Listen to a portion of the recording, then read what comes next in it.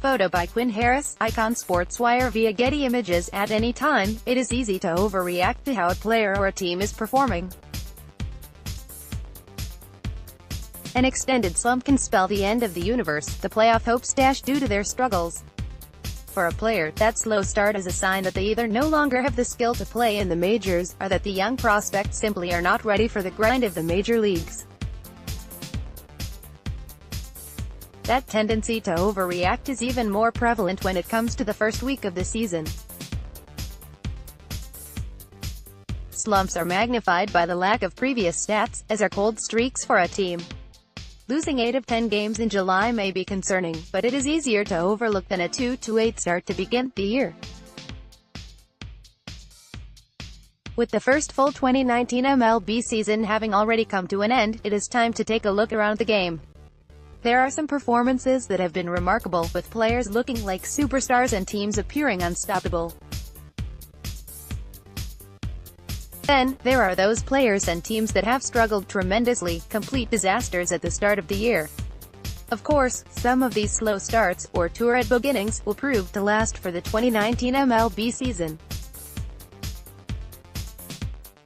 Let us take a look around the league at some possible overreactions from opening week, stats and records accurate entering Sunday's action. Next, bullpen dumpster fires. Page 2, photo by Patrick McDermott, Getty Images. Heading into the 2019 MLB season, it was expected that the Kansas City Royals pitching staff would struggle.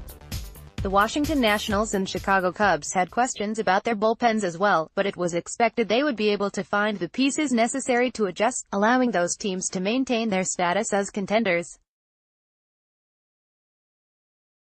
Instead, all three teams have been a dumpster fire when it comes to relief.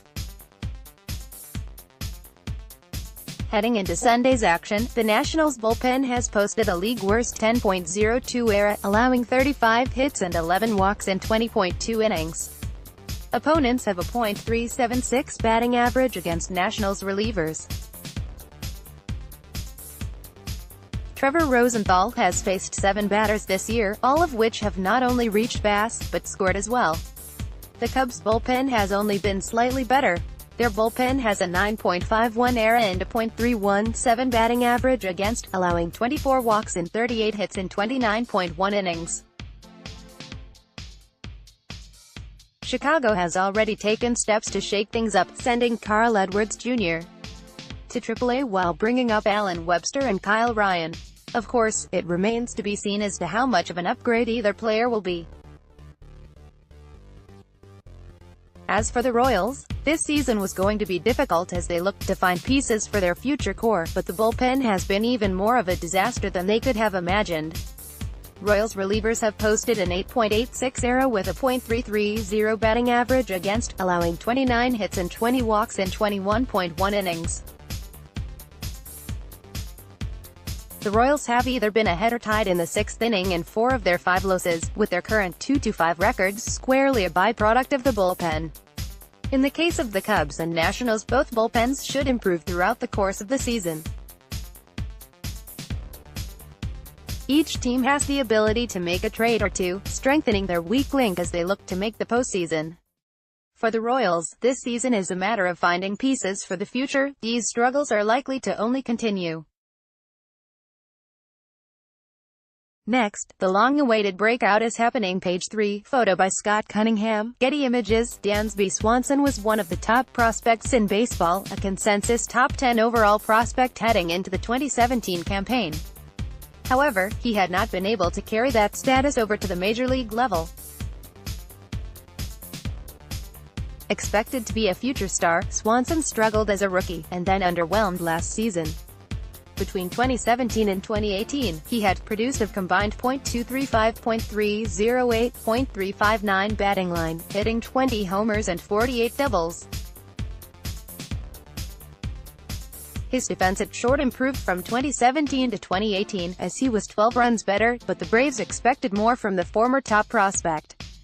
That breakout may well be happening.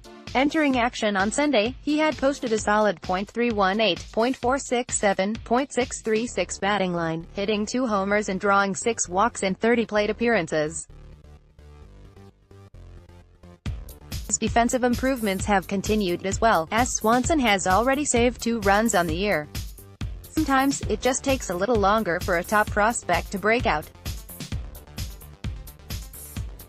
Even with his struggles, Swanson had displayed a solid batting eye, making contact and drawing walks at an above-average rate. And he had a strong spring training, with a .353, .421, .559 batting line in 38 plate appearances. It had seemed as though the ceiling for Dansby Swanson had dropped to being an Andrelton Simmons type of player. However, his hot start to the 2019 MLB season is fueling the hopes that he is indeed in the midst of his breakout campaign. Page 4, photo by Justin K. Getty Images. The St. Louis Cardinals were hoping that Miles Mikolas was going to be a key part of their pitching staff, a top-of-the-rotation starter that could make a difference for years to come. At least, that was the hope when the Cardinals and Mikolas agreed to a 4-year extension worth $68 million. After spending 3 years in Japan, Mikolas came back as star, posting an 18-8 record along with a 2.83 ERA and a 1.071 WHIP, striking out 146 batters against 29 walks and 200.2 innings. He led the league in wins, winning percentage, and BB9.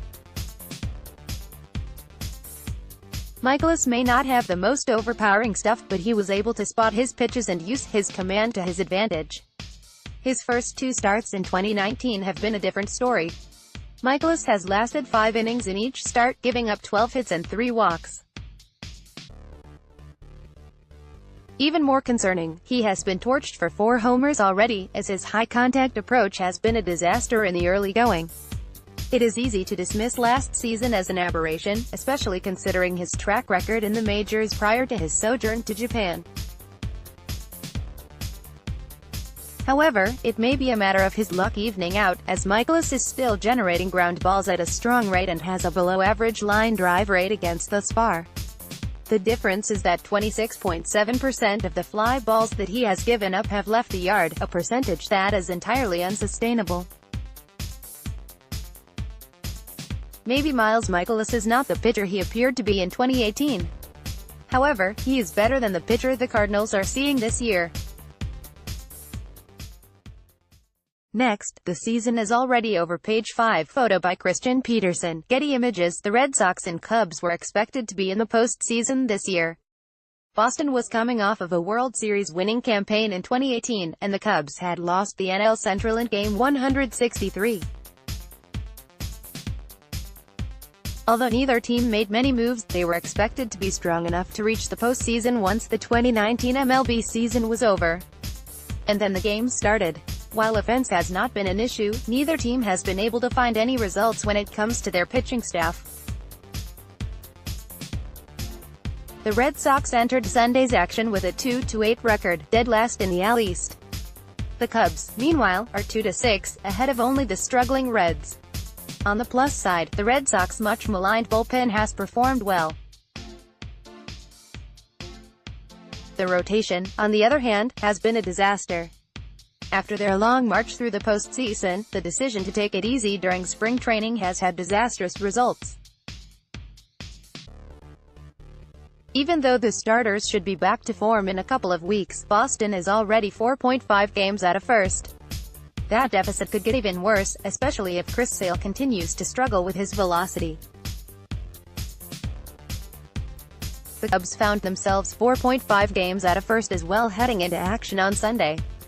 The pitching staff has been an utter disaster thus far. Of the 15 pitchers to take the mound for Chicago, only John Lester, Kyle Hendrick, and Brad Brach have an ERA of 100 or better. Kyle Ryan and Alan Webster, who were brought up to help address their bullpen issues, allowed a combined 3 runs in an inning. It is still far too early for either team to wave the white flag on the 2019 MLB season. Once the Red Sox rotation is ready, they should be able to storm back into the playoff picture. The Cubs have a thinner margin of error, playing in a far better division and league, but are not out of the picture yet. Any team can go on a run. Speaking of, next, an early season surprise. Page 6, photo by Lindsey Wasson, Getty Images. Who would have expected that, as the first week of the 2019 MLB season came to a close, that the Seattle Mariners would lead the All-West? More from Call to the Pen. The Mariners came out on fire in the opening series in Japan, winning both games as Ichiro Suzuki bid the game farewell. They have not stopped since the rest of the league began playing, posting an 8-2 record heading into action on Sunday. The Mariners, yes, the Mariners, have the best record in the American League. Not bad for a team that was supposed to be rebuilding. Jerry Dipoto once again took an axe to the roster, making the team younger and more dynamic. He may have traded James Paxton, but he brought in Yusei Kikuchi. The bullpen has been completely remade. Castoff's Jay Bruce, Tim Beckham, and Domingo Santana are hitting for surprising power. Will this hot start continue? Chances are the Mariners' offense will revert to their means, and the pitching staff will experience some struggles. The roster is still a work in progress, and may not yet be ready to contend. Nonetheless, this hot start has to be a great sign moving forward for the Mariners, especially as they are likely to continue to tinker with the lineup.